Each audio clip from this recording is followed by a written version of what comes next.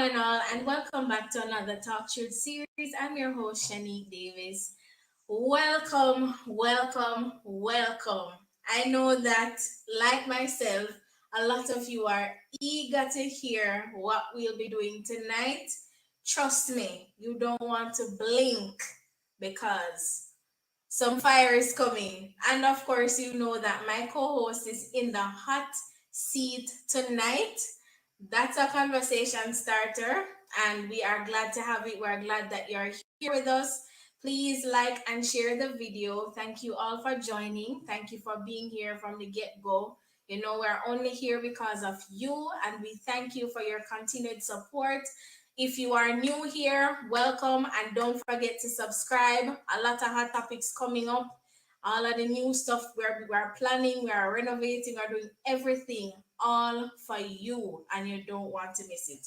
So, I am going to start us off as usual with a brief word of prayer, and then I will introduce our guest in the hot seat tonight. All right, let us pray.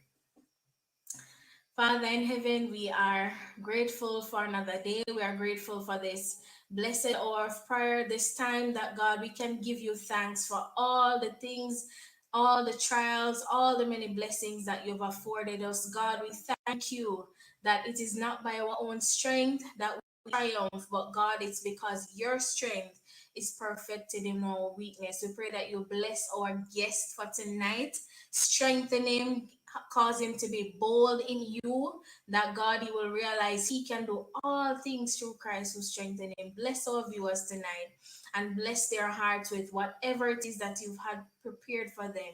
In Jesus' name, amen. All right. Give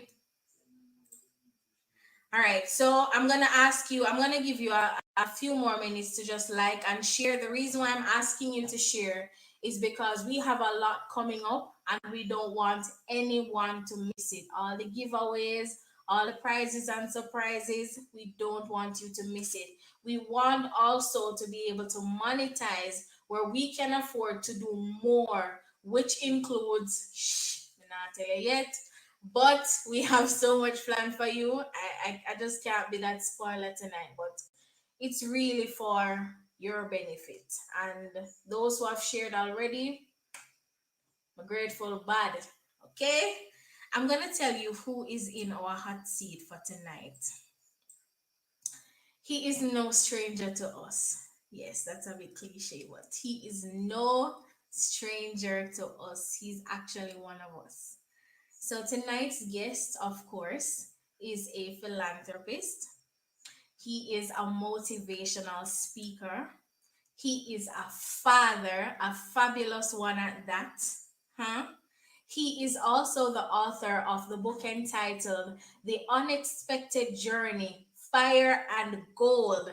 Tonight, our co-host slash guest will join us in the hot seat to share his journey on how he sacrificed literally everything that he had to save and protect, or provide for and protect his daughter. Ladies and gentlemen, please me, I beg you. I am begging you all. Help me send up some likes, some flowers, some hearts. Give your shout out to Mr. Dedrick Moone. Woo! Oh, y'all talking about me? Oh, that's not me. Hold on a minute. Let me go get him. No, get Dedrick and tell him to come here. We want to talk to him. Hey, y'all. How y'all doing? I hope I did not miss anything. In case I did not do you any justice, tell us a little bit more about yourself. Just take the time to greet the viewers. You're in the hot seat tonight. You're not the host. The hot seat. This is fire. Okay? Go on. I'm 6 feet tall. Like that actually matters. I'm divorced. I have custody of my daughter. I'm silly. So don't expect me to be but so serious on this episode. But as you said, I'm an author, co-host, and wear a lot of hats. Licensed licensed systems engineer and electrical and electronics engineer.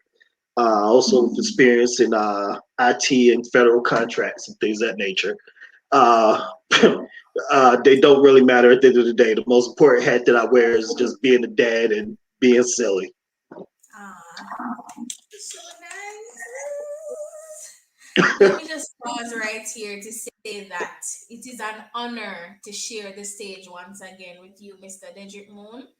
You know, we came from Blessings. way back, you know, we've known each other since forever. Yeah. At least it feels like forever.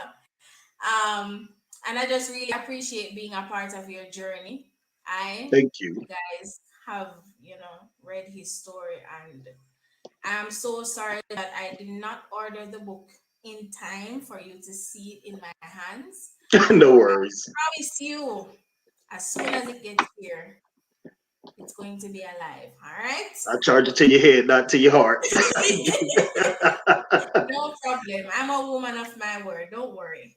I just want to pause at this time to just welcome our viewers or family members once again and see what they have to say. They're all greeting you. They're here for you, D. Genesis says, looking forward to tonight's segment. Hoot, hoot, hoot. Ian says hi. Hi, Katie. Miss Florita Lewis, good night, Mr. D Moon and Mrs. Davis. I am here. Blessings. All right, so my husband is here. All right, so everybody is meeting and greeting. Resilient. Is this a Oh, so that's hashtag the challenge? hashtag challenge, Brazilian. I don't know what to use, but of course, we're going to be using resilient. Please make sure you like, comment, and subscribe to this channel. Hi, Anita. Amen. All right. Vanessa Rayner. I've seen this name before. Hi, Haley. Don't worry, Haley. You're coming in the hotspot soon. Believe me. Represent Dedrick. Big things popping tonight. Of course. So they're feeling the fire from where they are, and I'm just so proud of that. Well, I'm gonna What put is all the fires out. I have bottled water right here. Genesis says? A fire burn up the place tonight. Listen, Genesis is just I cannot. Good night, everyone, and thank you all. Thank you, Leandra, for joining. Brace yourself, Mr. Dedrick. Ready? Tell me if Mm-hmm. you're ready. Ready? Ready for this? You sure, sure, Yep. sure? Yep. All right, Mr. Dedrick Moon. Oh my God. Do you have a copy of your book there? Can you just, you know, tonight is author spotlight, right? Hard Take copy. your time. Take your time. Take your time. Here's the Uh, paperback version. It's you just available at hold it Barnes and a little. Noble. Uh-huh. Tell us about, let's start with that. Tell us about the inspiration behind the title and then the book cover, and then I'll, ask you the rest of questions. Well, let me read the about section first, and then I'll get into it. So the about section is this is the journey of a single father.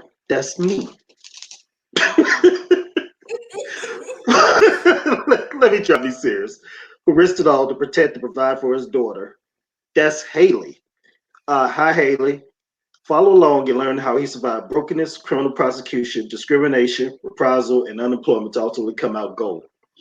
And readers also learn how President Obama and the U.S. Department of Education got involved.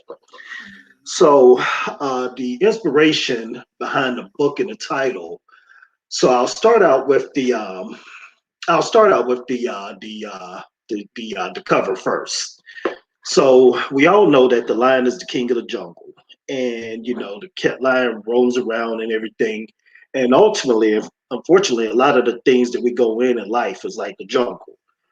Whether that be a corporate environment, just day to day life and things of that nature. And then if you're a Christian, you know that they call God the Lion of Judah. Well, Lord knows I'm definitely not God. I fall way short of that cross. But Uh-huh. despite that, he is considered the lion. So I was like, thinking of that, I was like, a lion. That would be the perfect concept for the book cover. So I thought back and forth between the lion and the eagle. The eagle because it's my favorite animal, but the eagle wouldn't really work. I said, okay, so that comes down to either a lion or a phoenix. So, in thinking about the strength between the two, I was like, would you rather have the strength of a lion or the strength of a phoenix? So I said, okay, how about I blend the two of them together? So, in talking with the graphic designer, I said, is there any type of way that you can blend a lion with fire and actually have the lion coming out of the fire? And he said, yeah, I believe I can do that. So what he did in making the cover is he did a split screen with the lion on this side and a thundercat on this side. So in this side, this is the lion coming out of inside the fire, and the lion is turned into something gold, which is the beast that we see over here. So the lion is over here suffering, but it develops its strength inside that fire. And once it develops its strength inside the fire, you have the full lion.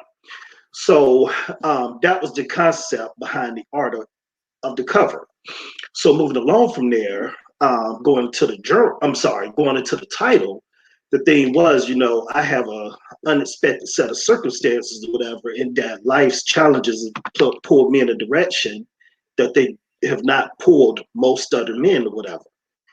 So, and that direction is basically being raised by a single mother and grandmother, and ultimately to have to turn around and end up becoming a single parent myself.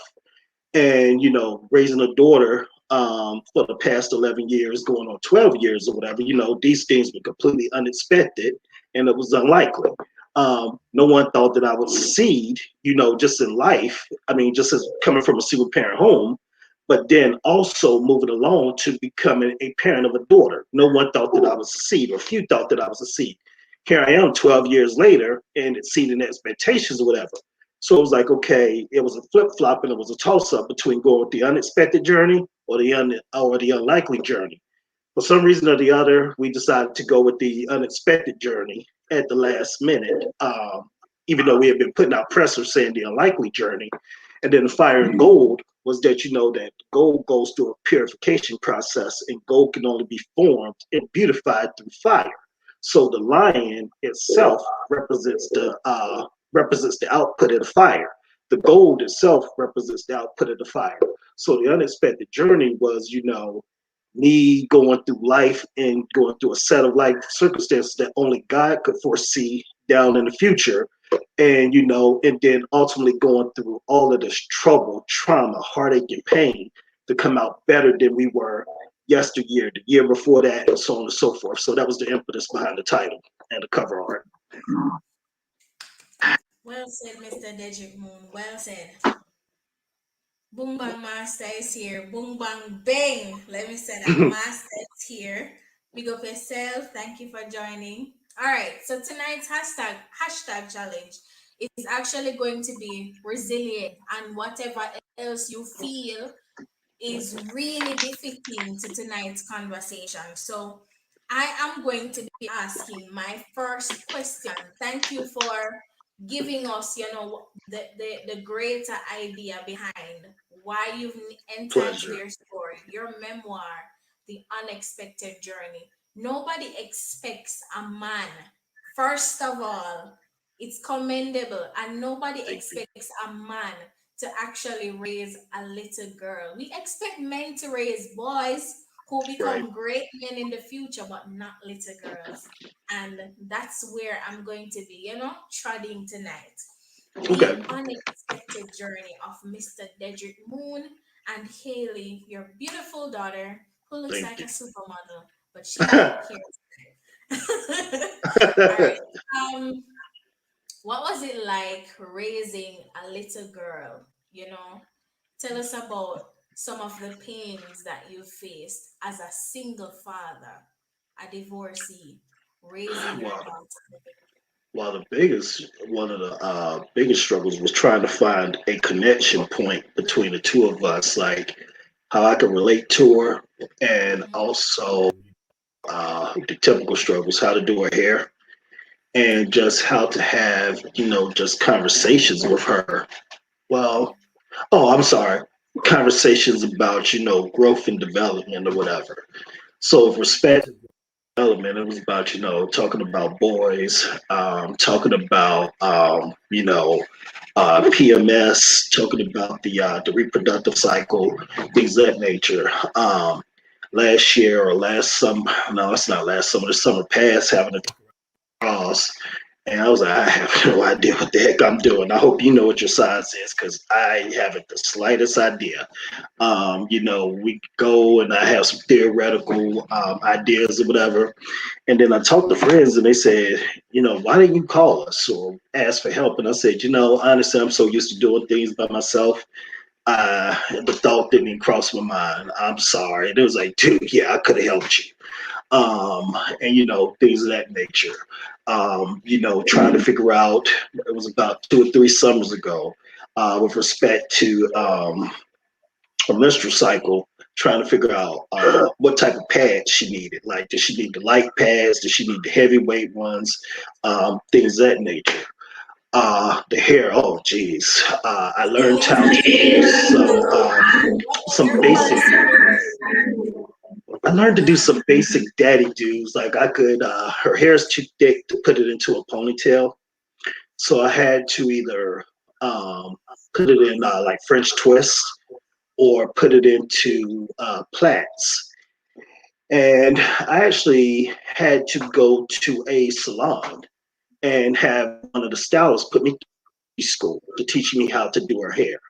And despite the fact that she taught me, I still wasn't really good, but I was better than most dads because I learned and I took the time to learn. And when I would first take her to the salon, she would say, I'm going to do it and you watch, but after so long, I'm going to expect you to get up here and, you're going to start doing it. And, first, before she let me touch her hair, she had me doing her hair on a mannequin's head or whatever. And she's yeah. like, once you get good at the mannequin's head, you'll move over to Haley's head and we'll start section by section. So first it started with doing a little bit on the side, then a little bit on the back, then a little bit on the top, then all over. And then she's like, okay, now you need to learn how to do these parts and things of that nature with the rat tooth comb. And she told me like what type of supplies to go out and get and everything. And I can't remember, but I want to say it was called Black Magic, I think was the name of the grease or whatever that we were using. So I was doing her hair myself. Magic. Yes, Blue Magic. Thank you. That's it. Um, so I was doing her hair from, I'm gonna say from the time she was about 4 until probably about 7 or so. And at that time, she was old enough to go to the salon. But once she got to the salon, oh, that was a nightmare because she was so used to me doing her hair and she just didn't really like anyone else in her head, and she was very tender-headed, and that was a nightmare. Oh my God, she caused so many scenes in the hair salon, and ended up becoming a situation of you can only bring her after hours because she's scaring away the other customers or whatever. And then I was like, okay. Then she kept on doing stuff, and eventually she's like, you can't bring her back anymore. You're gonna have to do her hair on your own. Either that, or you're gonna have to get her a relaxer or whatever. Because this just isn't going to work. And she was just getting her hair cornrowed or whatever at that time. So this time she's, like I said, about 7 or 8. So moving along up, oh, she's on the thing, so I'll go ahead and say it. So we went to the salon to get her hair cornrowed, and the final straw was when she broke the stylist sink, and I had to fix the sink. And I was like, good thing I'm handy. So I had to sit up there and fix the sink, and she was mad. She's actually my Facebook friend. Hi, Angelique, if you're watching. But after she broke the sink, she's like, nah, she can't come back anymore, baby. I'm sorry. Um, so then from there, I just had to figure things out. But eventually, she ended up maturing a little bit around about 2016 or whatever. And she wasn't as tender headed anymore. So, yeah, those were some of my struggles. Take the time to just give you a round of applause for Thank you. doing an outstanding job as a daddy. I remember when my father used to comb my hair when I was in first grade. Oh my God. One bubbles every morning. Get up, catch, wrap it up. Every single morning. One bubbles. I wonder if you can hear me, Daddy. One. And it was yellow. Yellow wasn't even on my school uniform. Every morning. Gather, bubbles. Yeah, Daddy was a daddy. So that's what I was gonna ask. What was your here doing days like? Did anybody laugh at Haley? How did Haley feel about No, Moon? no, she didn't get laughed at. Because I was actually pretty decent at it. I Ah, wasn't, I wasn't as good as a woman, but I was better than pretty much any other dad. And her hair would look. By the time I finished it, I would say it would look like 2 days old, maybe. And 2 days old, isn't bad, especially for someone who doesn't know what they're doing. Um, and the biggest issue was the hand dexterity or whatever. Like I cannot really move my I can move my pinky and my index finger pretty well, but the middle finger, the ring finger, yeah, they don't work so well. So trying to work around those created a lot of problems. And Haley having a lot of thick hair, yeah, it would take me say about 3 hours to do her hair. So it would be a long process. Sometimes it took longer. So it would be a all day thing. We would just pop in a movie like The Princess and the Frog, Tangled, or whatever. And we would just watch the movie, and she would sit on the floor while I sat on the couch, and I would do her hair while we watched the movie, and my back would be hurting and everything, but so be it. wow. And I want to. It's really nice when you can find a workaround when there's no woman around, and you're a Mm. man. My guess is you probably grew up a manly man, maybe with a little tenderness at heart. But then there comes a time when you have to find that balance between when are you going to be the man or not rough per se, but when you are going to be disciplined or be the disciplinarian, and when you want to be a nurturer. How did you find that balance? Honestly, I've never found it. I just found that it exists somewhere in the middle. So, I am not a bit disciplinarian. I wasn't really disciplined myself as a kid, and that's part of why I'm so silly because I've always been silly, and my mom would try and get me, and Granny would say no, and I laugh from behind my grandma's skirt, say ah, and Haley is actually a very well behaved child. She's much better behaved than me. I hit the lotto because my mom said I was a troublemaker. Oh God, I was horrible. And Mm-mm. my mom said that I was going to get my payback whenever I had my own children. I was like, you're right. Well, fortunately, she was wrong. I did not get my payback, and that's part of why didn't have any other children because I said, if I have another child, I'm definitely going to get my karma. And and I'll tell a story. To be honest, I was more gruff with her at first when she was much younger, and we were in Toys R Us, and I don't know how or why, but I gave her. She had my car keys, and she lost my car keys in the store somewhere, and I was upset because I was like, I trusted you to keep the car keys or whatever, and yada yada yada yada. And she was 4, and I was like, we're locked out of the car. I don't have my cell phone. The cell phone's in the car, inside your diaper bag or whatever. And just what? And she can't tell me anything about the keys or whatever. So we go back into the store, and we search around the store. We ask, looking around the parking lot, and it's nighttime. The stores get ready to close. We asked, lost, and found. Has anyone turned in the keys? No one has turned in the keys or anything to that effect. And I keep looking, I keep looking, and keep looking, and finally I find them on the aisle over where like the puzzles and things are, and they're on the floor up under one of the I can't think of what it's called, underneath one of the shelves. Uh-huh. So I found it, and she knew she was in trouble. And as we walked out of the store, she kept covering her behind and everything, so I couldn't pop her. And I smiled and I was like, "You think I can't get you? I'm gonna get you. You just don't know when I'm gonna get you." So I walked to the other side of the car, let her in, and she uncovers her butt or whatever to get in. No sooner than she uncovered her butt is that's when I said, "Bam!" And I Mm. popped her on her butt. And when I popped on her butt, it was one of the most frightening things I've experienced because I heard her back crack. And Mm. she collapsed to the ground. I said, "Oh God, I think I just broke her back, her spine." And I and I was like, "But I have to show strength because I was like, I can't pick her up and baby her. I just pray she can pull herself up and that I didn't kill this child." So she gets up, she gets in the car, and this is where that thing is. She's just yelling and screaming, and I'm like, as much as you're yelling and screaming on the outside, I'm yelling and screaming on the inside.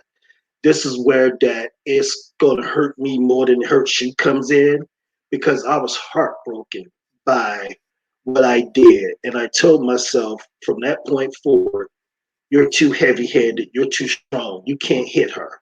You have to come up with another way to punish her and make her feel the impact of, or the consequences for her actions or whatever. So I said, it comes down to knowing your child and knowing what works for her.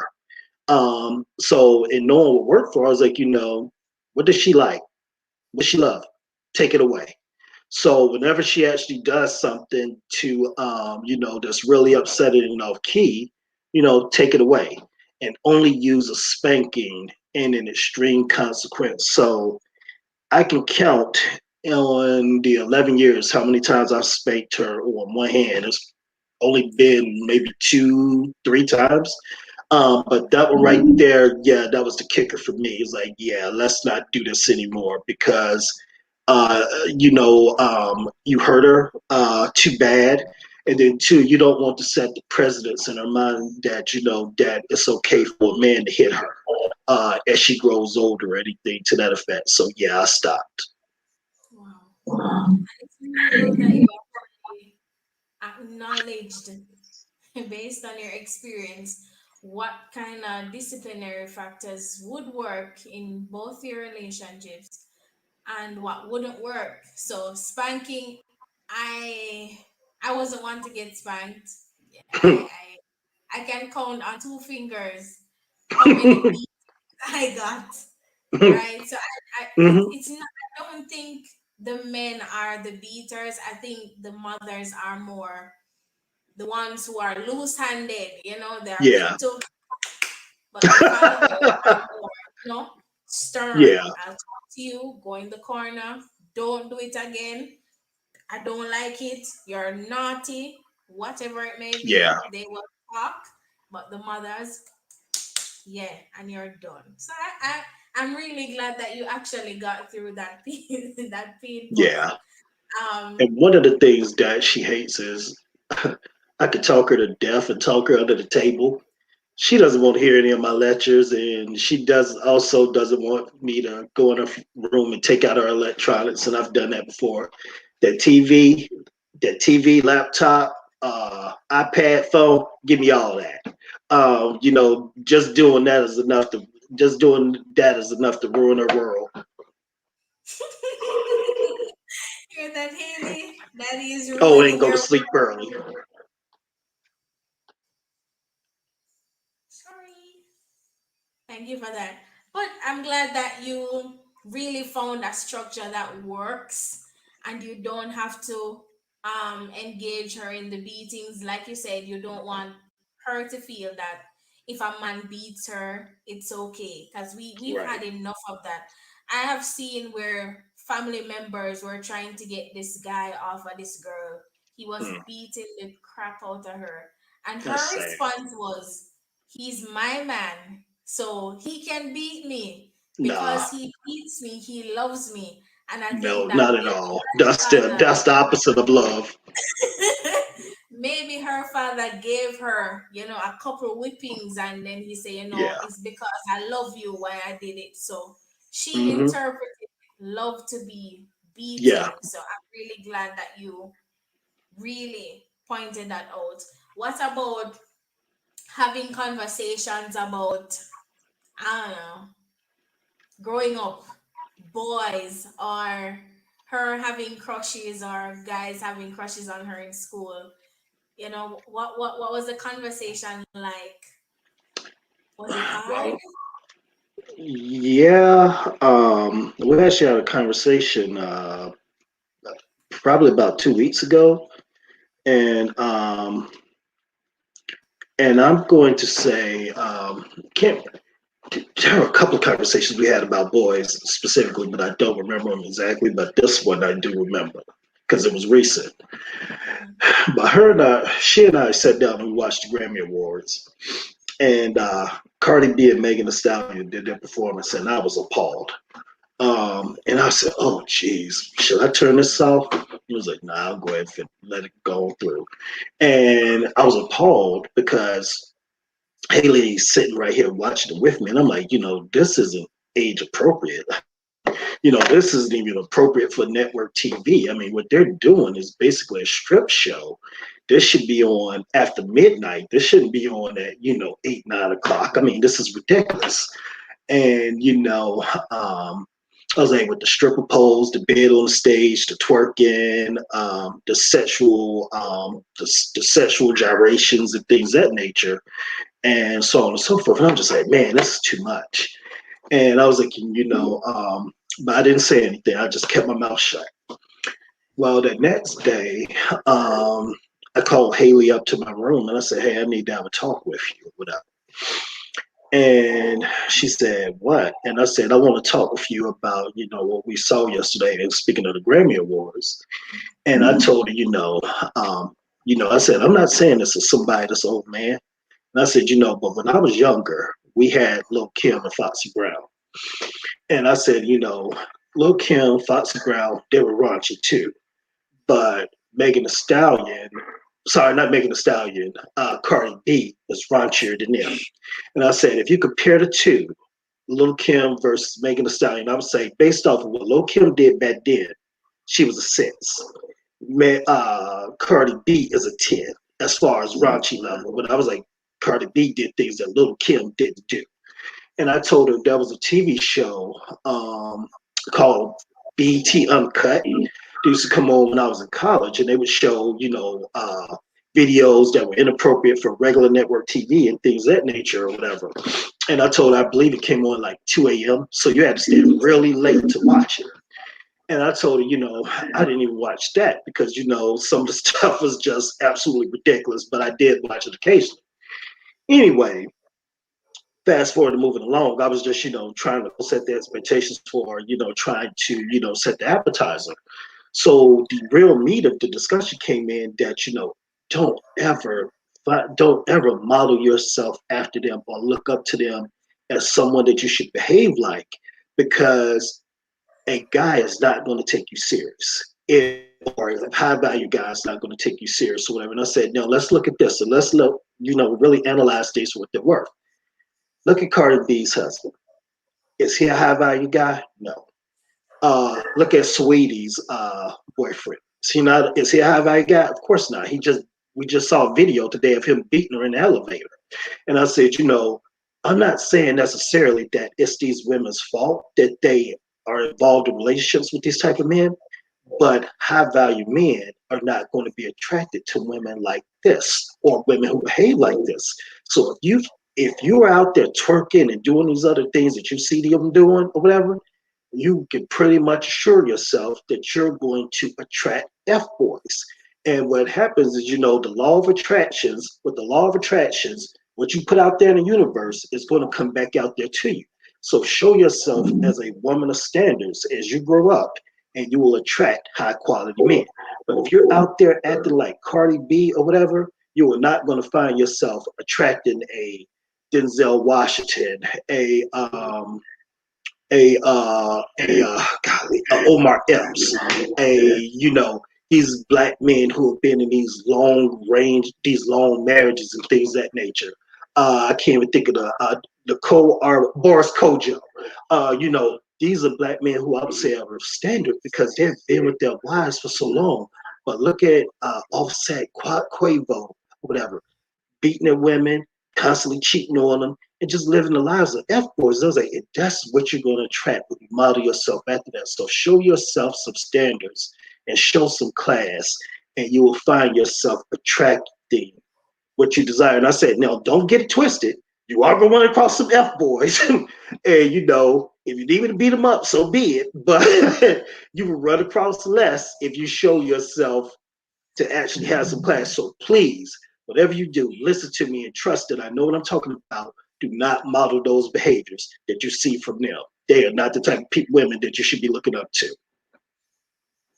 Wow. And it's really amazing that you actually sat her down and had that conversation. I think for a lot of fathers, that's one of the hardest things to do is to tell your daughter what to do. I remember my father used to tell my stepmother everything that he felt that my sister and I weren't supposed to do, and then she would relay the message to us. So if he saw us, you know, listening to some kind of music that he didn't like in the house, he would tell her, they'll yada yada yada, and she would come and say, "Ladies, don't do this, don't do that. It's not appropriate."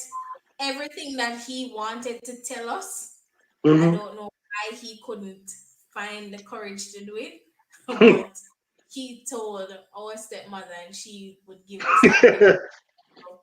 It's when I say it's commendable that you really got the courage to do all of this. Believe Thank me, you. it's coming from a place where I wish I could at least say, "Daddy, hey, whatever." Even when I lost my mother, he didn't even want to talk about it. He called us in the room the morning. "Hey, she's no longer here." I can't even remember what else he said. And then we were off to school like nothing happened. Oh, So wow. you with all of this tenderness and being a nurturer and a father who is also seen most of the times as a disciplinarian, I can tell you that you've done an exceptional job in this unexpected journey, and I believe that's why Thank you. you entitled it that way. It's really Yeah. unexpected for fathers to have these difficult, touchy conversations with daughters. What else did what was one of the hardest things that you've had to do? What about when it was time? I'm not sure if she's there yet. Yes, you said you had to figure out what kind of pants she had to wear. How did you go Mhm. through that? Did you call her mother and ask for help? Did you call a sister, a cousin, granny? Who did you ask for help in that time period? Well, there was really no one I could call. Um, Really? uh, when I lived in Virginia, a friend of mine, Stacy, used to help me do her hair. Mm-hmm. But Haley and I moved to Maryland, and that was about a good almost 60 miles away. And that 60 miles could be anywhere from a 1 hour to 3 hour drive. So it wasn't worthwhile to drive down there and try and get Stacy to do her hair for me or anything to that effect. And Stacy has two children of her own and a husband. So I was like, I'm not going to call her and, stress her out, or, try and bother her with my problems. I'm not one of those people that dumps on other people. I'm just like, I'll figure it out. And that's just this perspective I have in life. I'll figure it out. And even when I get to my wits end, I'll give up, but I'm still going to try. I'm still going to try and figure it out. And my thing was, um, As I reached a certain age, my hairline started fading. It used to be about right. This is where my hairline should be. But it went from being about there to about here. And it started getting a little thin right there. So, in order to hide the fact that I was going bald, I had to go from getting my hair cut every 2 weeks to get my hair cut every week. And it just wasn't fiscally responsible or feasible for me to be in the barbershop every week. I'm talking about $25 or whatever a week plus a tip. So I'm looking at about $35 a month a week to get a haircut. So what's that, $140? So I said, let me see. I've gotten my hair cut all these years. I'm pretty sure I cut my hair myself. I just say, and I've paid attention. So I got some clippers or whatever, and I started cutting my own hair or whatever. And I was like, I'm doing pretty good or whatever. And I wasn't getting anything fancy. I wasn't getting a fade or anything. I was just getting it even all around. And the thing that I said to myself is, wow, it's amazing. You can sit up here and you've figured out how to do your own hair and to style yourself, but you can't figure out how to do your daughter's hair. You ought to be ashamed of yourself. How can you go out the house with yourself looking, nice, but your daughter is walking out looking ragged? You have to figure this out. So I looked on YouTube. I looked on, blog sites and all kind of different things. And I had the hairstylist help me out or whatever. And with the combination of the three of those, I was able to figure it out. And she tried to get me up to the point of being able to do cornrows, but it was just impossible. It was just something I couldn't do. That's where the hand dexterity came in at. So my big thing was, okay, and that was my motivation. If you can figure out how to take care of and pamper yourself, you have to be able to figure it out with her. And you can't be relying upon anyone else because God put you in these positions because you're capable. You just have to be able to figure out how in the heck to do it or how to implement the plans that He has set for you. So that was no real help. It was just me. It's just something I had to do. Wow. All right. So I have a question here from Genesis. She says, um, are you and Haley's mom friends or have an amicable relationship even though you have full custody? Yeah, but she lives 200 plus miles away, so she can't really help much. Wow. Okay. I see that you've been a strong Papa Bear so far, and of course, we're all very proud of the journey. So you did the period talk, the boys talk, the all that is deemed uncomfortable for fathers. You did it all. Cook, wash, clean, everything. Tell us about that little piece of thing that, really added to the fire on the journey. I don't want to, be a spoiler tonight, but tell us a little bit more about something that really got you two closer than ever. And it has to do So, with her to school. Just a little bit. And guys, this is about the unexpected journey. It is really unexpected, and he had to go through a lot. In spite of the washing and everything, he did a lot more for his daughter. And I want us to just pay attention and see that there are still good fathers out there. Hi, Anthony. Go ahead. so we were living in Northern Virginia, and my job moved away from Northern Virginia to Fort Meade, Maryland. Mhm. And Haley and I had a couple of really troubling commutes getting to and from there. One day it took us 3 hours to get there, and that same day it took us 4 hours to get home. Both of us having to go to the bathroom, and she was only like, I think 4 years old. And she was on the verge of going to the bathroom herself. And I was like, man, we can't do this anymore. We have to move. Biggest mistake of my life, or one of them. So we moved to Maryland, and put her in preschool, pre-K. Everything's fine. Everything's perfect. At least for that first 2 years or whatever. And then things start to spiral out of control, like with my job. Started getting harassed and discriminated against at my job or whatever. Through a change in leadership and things of that nature. Not really going to spend a lot of time on that. It's pretty much low hanging fruit or whatever.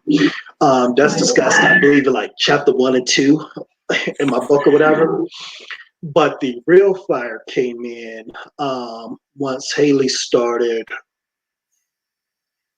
I believe, the second grade. And once she started the second grade, she was friends with this other girl, and who went to the school, and she lived a couple of houses down from us, about 4 houses down from us.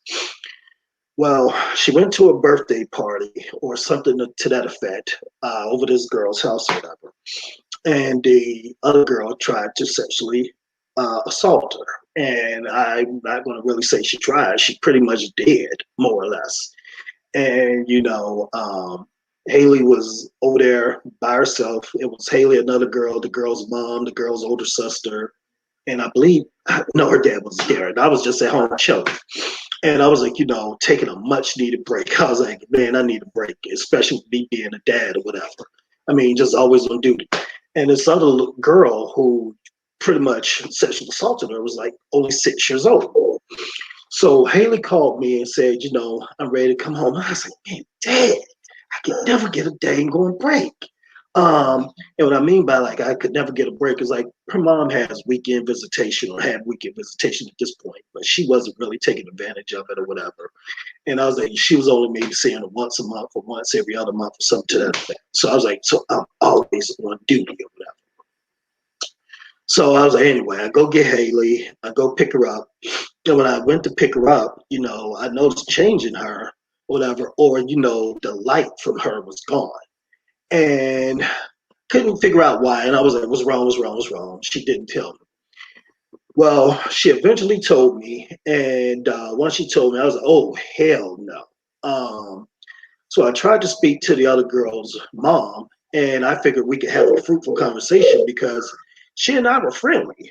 We had a pretty decent relationship or whatever. And when I tried to have a conversation with her to tell her about her daughter, I'm sorry, she turned the tables and tried to make it seem like Haley was the aggressor and was the one that was, trying to assault her daughter. So she and I got into a spat, and I said, I'm not going to sit here and argue with you back and forth because you're a woman and that's just not my style. Um, we could just agree to say, you know what, keep your daughter away from mine and I'll keep mine away from yours, and we could just leave it there.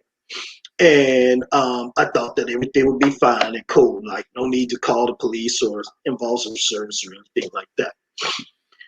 Well, anyway, so they get back to school. Haley starts avoiding the other girl, and once she starts avoiding the other girl in Haley's book, and in the unexpected journey, her name is anonymous.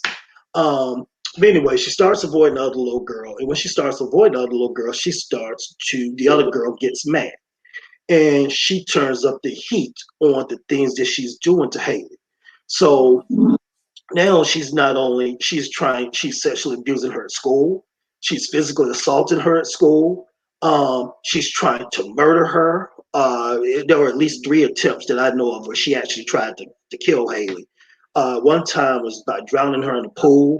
Um, two other Another attempt was trying to bear hug her and squeeze the life out of her. Another attempt was strangling her. I mean, you just name it, and everything was just happening, and our world was just spinning out of control at this time.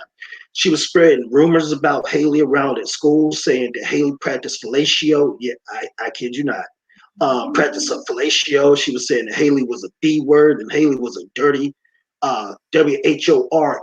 I mean, the type of things that you would hear a Adult. teenager say or an adult say, mean girls, these are the types of things you wouldn't expect to hear out of a 6-year-old or whatever.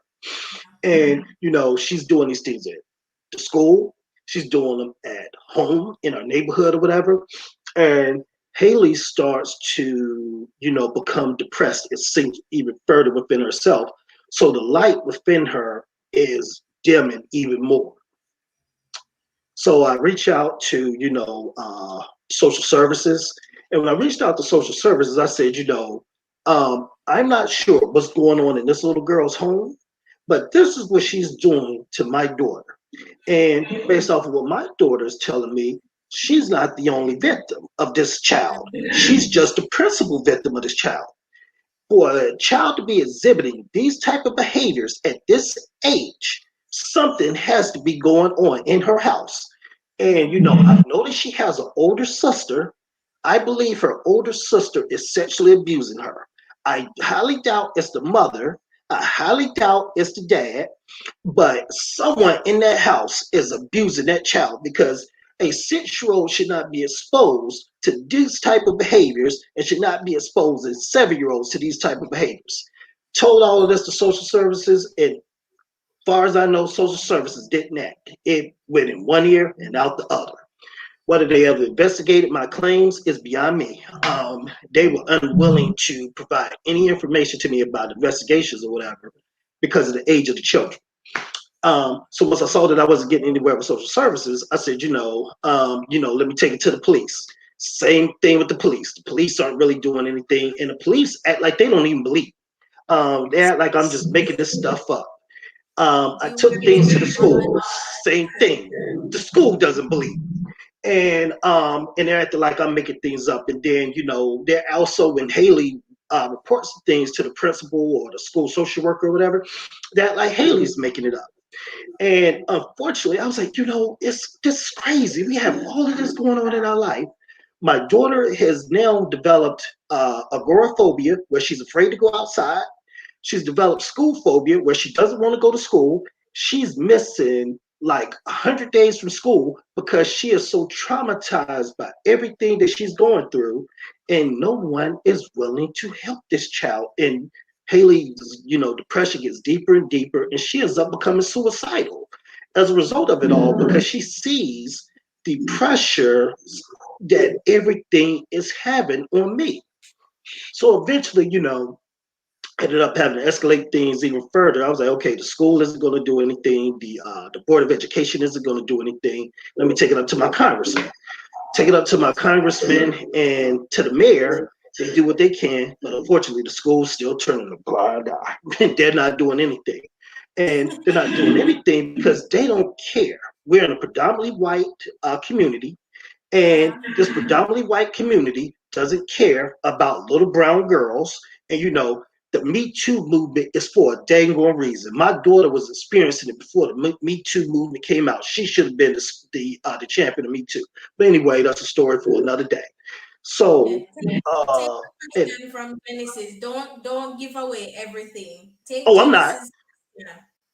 Oh, I'm not. So I end up, taking everything to the mayor. The mayor tries and but unfortunately can't do much anything. I was like, you know what? I am at my wit's end at this point. I talked to the state, and the state was like, just keep going higher, keep going higher. I ended up having to escalate everything to President Obama. It was finally once I elevated everything to President Obama. President Obama responded, and he said, basically contacted. He filed a complaint on our behalf, and once he filed a complaint on our behalf with the U.S. Department of Education, that's when Haley and I finally got some help.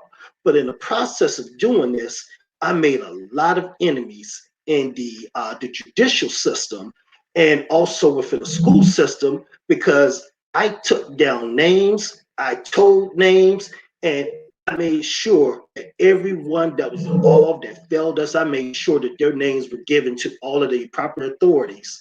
And whatever came of the effect of all of those complaints that I filed, I don't know. I don't care. It wasn't important for me to know.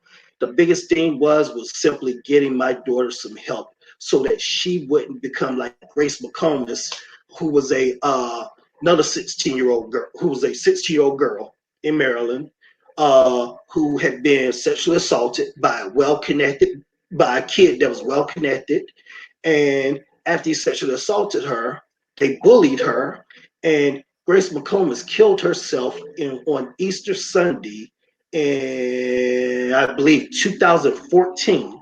And she did it because she saw all of the heartache and pain that it was causing her parents. And she felt like her parents would be better off if she killed herself. So, like I said, she was only 16 years old at the time that she killed herself. And I'm friends with Grace's mother.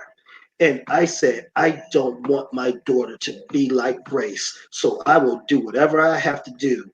If I have to rip this state, say in Maryland, if I have to go pull Maryland out of away from the United States and chuck it in the Pacific Ocean or the Atlantic Ocean, so be it. That's what I'm going to do. I am going to tear this state apart until until I get some justice for my daughter.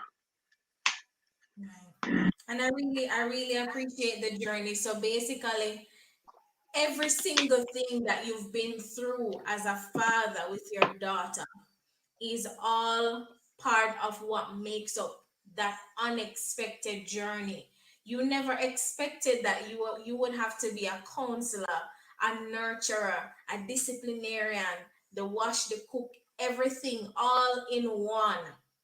You never expected that you've No, had to gone through a lot of court battles. You never yeah, expected that you would lose money in the process, lose time, have your health deteriorated. I'm not gonna tell you guys everything, but you never expected that you would have lost so much, but in the end gained a friend, a shiro as you call her, and yeah. everything that a father could ask for in a daughter.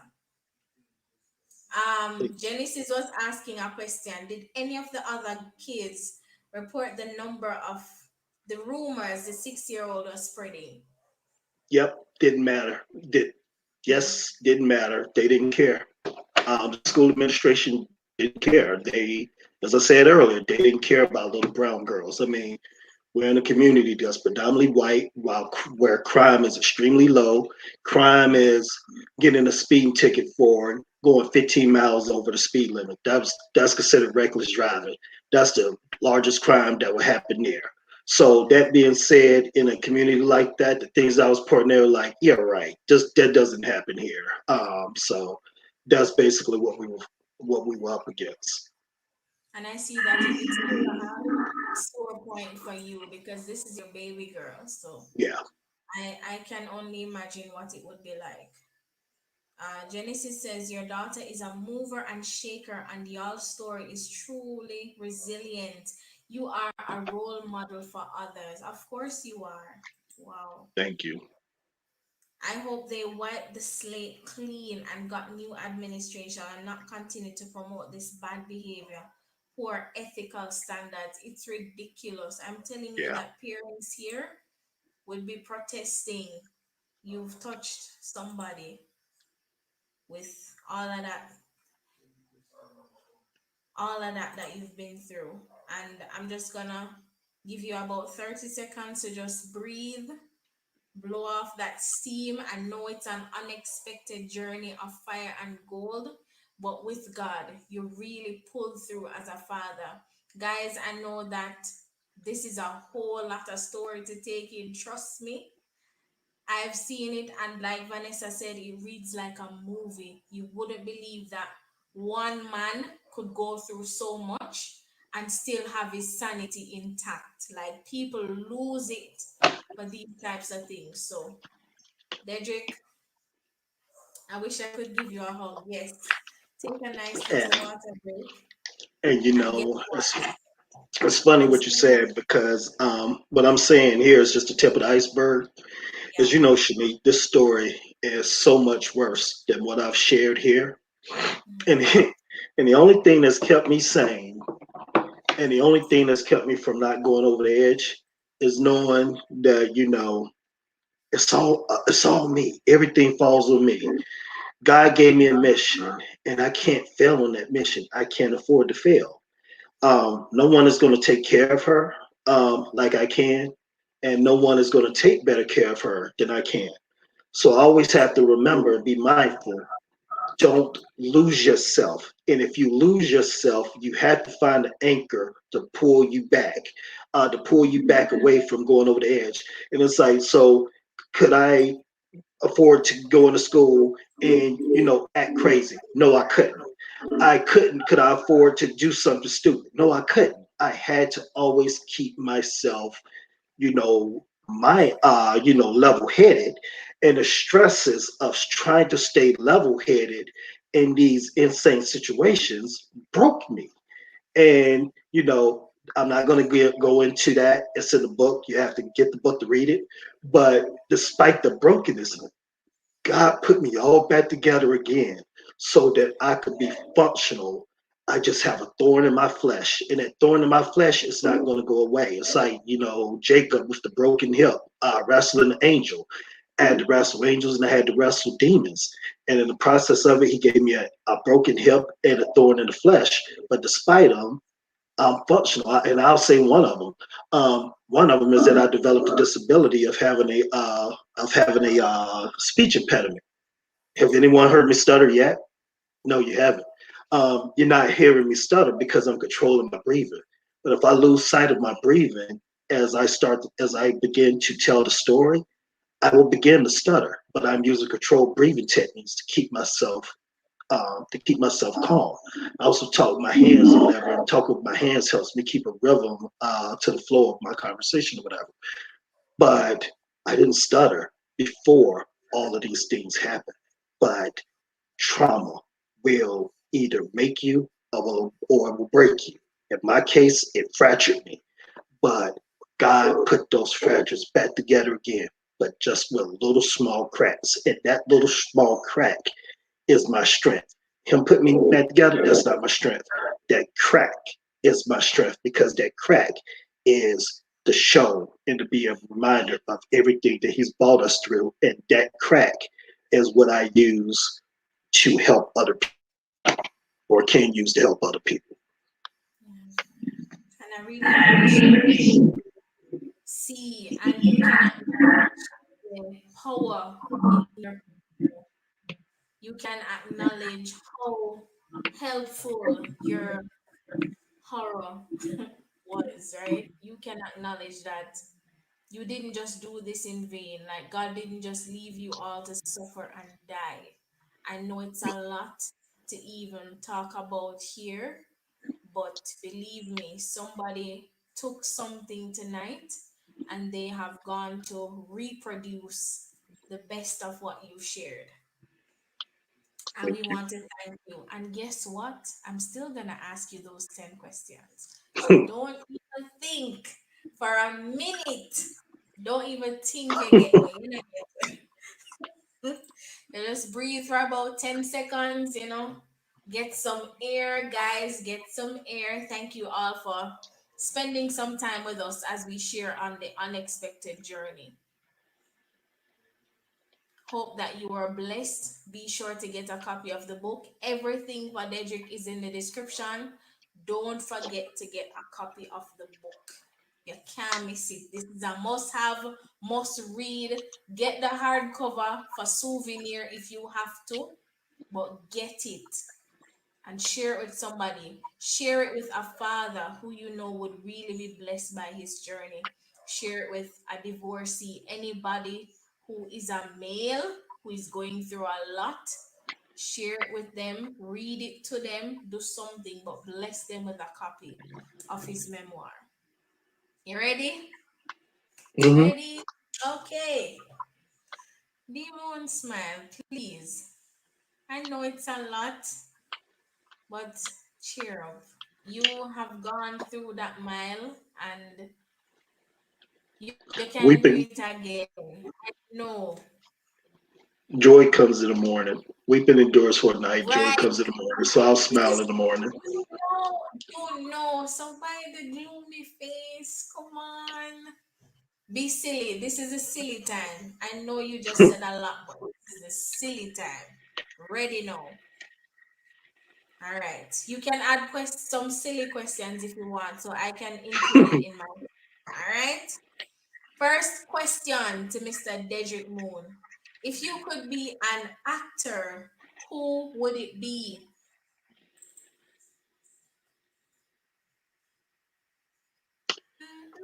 Denzel Washington, because he really doesn't make bad movies. That's very cool. If you could be a fruit, what would it be?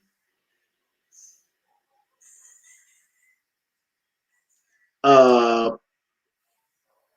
Probably a pear because I like pears. Aren't they the freshest things on earth? Ooh. Yeah. Silence is my superpower. What is yours? uh, Laughter and being silly. Ah, you need to be silly right now. What's your favorite color? Carolina blue, right behind my head. All right. Favorite self-care tip. I know you're a man, but we want to hear it. Uh, well, it was lifting weights. Haven't been able to do it anymore because I got into a car accident and injured my neck and shoulder. So can't lift weights anymore. So it's just running now. All right, great. Favorite hobby? That's a good question. Um, Reading, exercising with this dog. We'll go outside and we'll go run. He's my favorite running buddy. Actually, he is my running buddy. Haley won't go with me, so it's the dog. So reading, exercising, hosting Talk Truth, and laughing.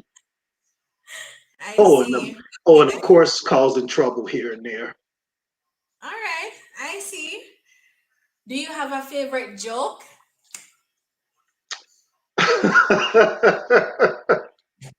Yeah, they're all dad jokes. I have a million of them. So Haley will say dad, and I'll say girl, and she'll say huh, and I'll say daddy's girl.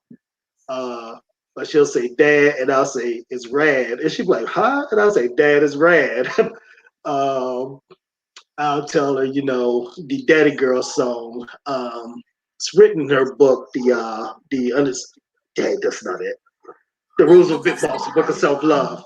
Uh-huh. Um, the song goes, I'm a daddy's girl. I like to spin and twirl. I'm his little pearl because I'm his daddy girl or something like that. Okay. Just a little lyrics that I made up. And I told her All that I'm right. gonna finish the song one day and make a whole song out of it. And every time I try and make the song or try and finish it up, she messes up. No, I'm not a daddy's girl. Yes, you are.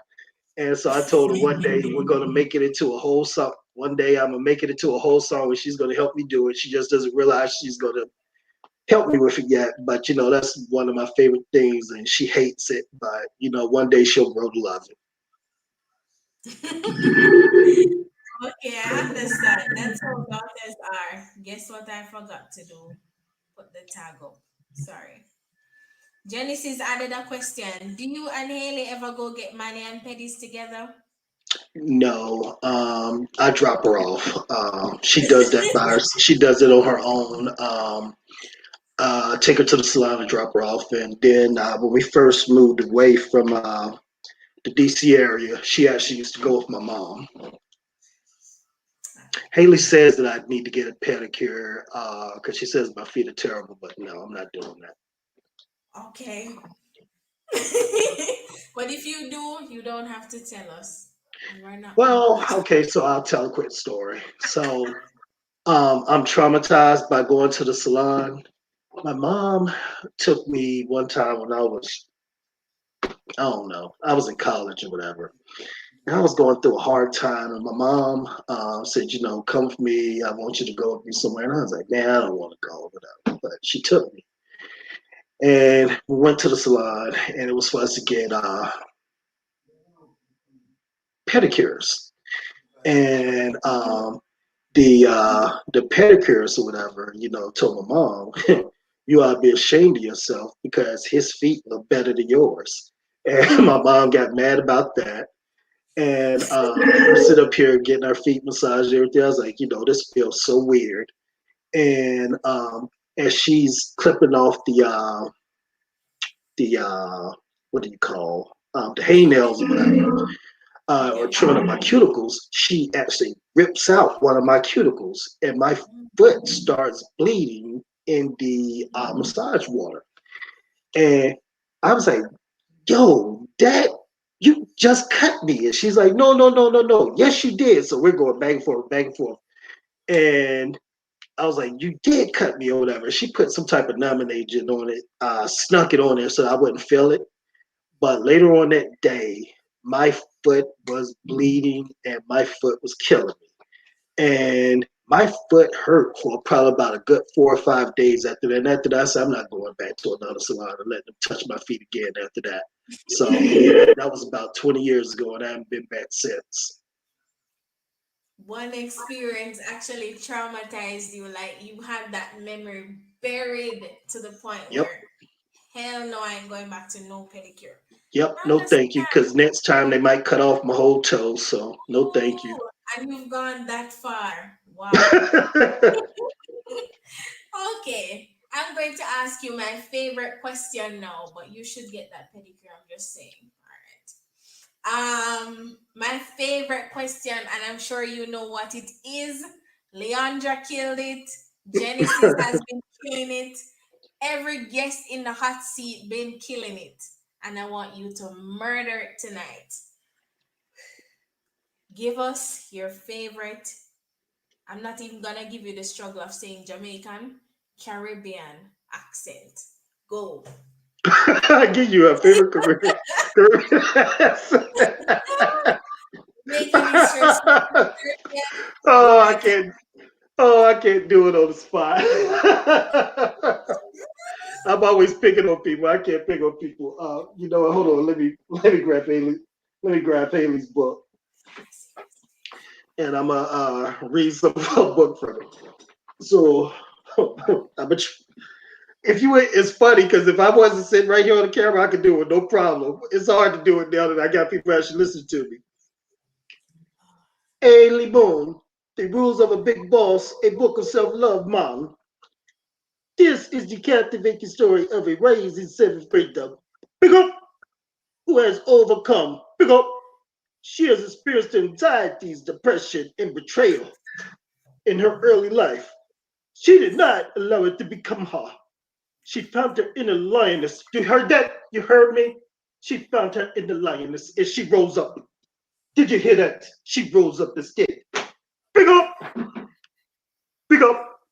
She found her inner lioness. Did you hear me? The book has been featured on all of the major TV networks. It will also be a component of a virtual book fair for children on April the 3rd. They're doing a virtual fundraiser for the children to help with their literacy. Did you hear me, man? Mom, I said their literacy. They're going to help them with the literacy, mom. So be sure that you tune in to the Rules of a Big Boss Facebook page so that you can get the info on this literacy program on April the 3rd. Pick up kids doing big things. Pick up yourself. I could do better if I wasn't on the spot. I'm trying my best to hold this in. Kadian, where's Kadian? Where's Genesis? Oh my God. I'm telling you, my husband is dead. He's dead. Oh my God. Oh, let me get me pipe. I really appreciate you adding that little Rasta thing. Yeah, man. God, if you're not busy, go look here.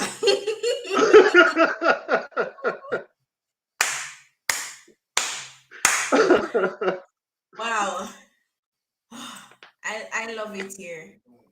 I love it. So Kadian is here. I was just checking Kadian because John Star. Yeah, man, he did the best. Big up yourself. Listen, that's my favorite thing to say. And if I've been talking to you guys so long and you don't know to say big up yourself, I'm sorry for you. I'm sorry for you all. Kenyan say him bad. Oh my God, all this laughter is Oh, I making me needed that. I needed that scream. laugh to pull me out of the. I needed that laugh to pull me out of the darkness. Genesis said a woman gonna roll away with the laughter. Oh my God, my head hurts. In the process of making my bookshelf gonna stock up on these books, I've come to know so much amazing people via this show. Every week, I'm inspired to keep fighting. Thank you, Shanique. Thank you for coming, and thank Mr. Dedrick for coming. Yes, of course, I've Thank met you a for lot having of me. amazing people on this journey. Dedrick Moone included, and I'm grateful, bad. Like, I don't know if I'll actually get a chance to meet you all in person, but oh Lord, I thank you for this laugh. I wasn't sad today, but if I had this laugh today, believe me, maybe Lamar would be asking if I'm crazy because, yeah, sometimes I do that, but just take this last couple of minutes and tell us where we can find your book and we can close. And then I'll tell you to big um, up yourself. the best place to find a book as a starting point Uh-huh. is our website is thebookofselflove.com, and it'll give you the connection points to other places. The book can be purchased at uh, Barnes and Noble, Books a Million, Pal's Bookstore. It can be purchased on Amazon. And we've partnered with 16 small Black-owned bookstores and businesses throughout the United States. Some of them, a couple of them in Texas, a couple in Maryland, a couple in North Carolina, and so on and so forth. And the website will give you the anchors to all of those. I mean, of course, our business is a black-owned business, but also too, showing respect out to the other small black-owned businesses. So, Riches and Reading is in Maryland City, Maryland. Book Mecca is in Frisco, Texas. Book Boutique is in Atlanta, Georgia. um, and Shell's Bookstore in Charlotte, North Carolina. And so that's just four. And as I said, there are 12 others. There's one in California, there's one in Detroit, Michigan, and so on and so forth. But the main places are, of course, Barnes and Noble, Books a Million, Amazon, Powell's Bookstore, and the Book of Self Love website. The Book of Self Love website is where you can go to get autographed copies. And you can also get autographed copies at not shelves, at Riches and Reading. Those are the only two authorized places to be able to get autographed copies. Everywhere else, you can either get a hard copy, a paperback, or a Kindle version, or all three. But to be able to get an autographed version, you absolutely have to go to the Book of Self Love website or Riches and Reading. Yes, and just to add to what you said, I ordered my autographed copy and it's on its way. ASAP is gonna take forever, with the curfew and everything. But Yeah, as soon as I get my souvenir, and I have so many books to buy, believe me, I want to read a lot of y'all books. Trust me, it's coming. I'm gonna thank you have for a their very support. big library. But thank you, Mr. Dedrick Moon, for giving us that laugh, for being here with us, for being in the hot seat. I know it was very hard seeing that you had to, go and dig up ants nest and tell us everything that basically happened. And it brought up a lot of emotions, but we'll get through. You will get through. Haley will get through, and Thank you'll you. be fine. I just I'm trust that glad to you'll do have it a if it'll help someone else. yes, and I have a big surprise for y'all. I didn't want to say it no, but well, Dedrick already said it. So I'm just gonna say that, as the editor of the unexpected journey, I have a surprise for y'all coming. So as soon as I get the book, I'm going live and I'm going to just tell you all about it when it gets here. Y'all gonna see my Love name in print. D Moon signed my thing, and you can't it. show. I can't tell you guys how excited I am, but listen, I'm glad, I'm glad, I'm glad, I'm glad. But thank you all for staying the journey with us. We are happy to have Mr. Dedrick Moone being in a hot seat. Haley, thank you for supporting Daddy tonight. Vanessa Rayner, Floretta Lewis, Kadian Asemota, Lady D Richardson. I think this is Orain Thomas, Leon Ricketts, Rules of a Big Boss. I'm just calling the names I see here. And all the silent viewers, Anthony Gordon. Thank you for coming, Anthony. Um, Anita was here. Lovely Love, Broken to Be Blessed Network with Samantha McNeil. Boom Bang Bang Master was here. Kemar Davis. Thank you all for joining us tonight. We appreciate your presence.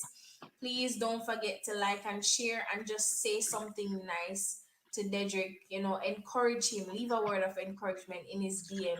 Also, he's single, so if I'm not sure if you know. I'm just saying. But yeah, send him a word of encouragement and tell him how well he did tonight. And y'all have a great rest of the evening. Thank you so much Blessings. for watching. This has been Talk Truth Series, Real Talk, Real People Live. See you all on Thursday. My host is gonna be Genesis, and Hey, I can't remember her name, but the host of Radical Podcast will be here. She has a fantastic testimony. I must, if I do say so myself. So see you all on Thursday night at 8:30 p.m. Thank you, Dee, and have a great rest of your night. thank you. You too. Thank you for having me. Many blessings. Bye, y'all. Bye, everyone. Good night.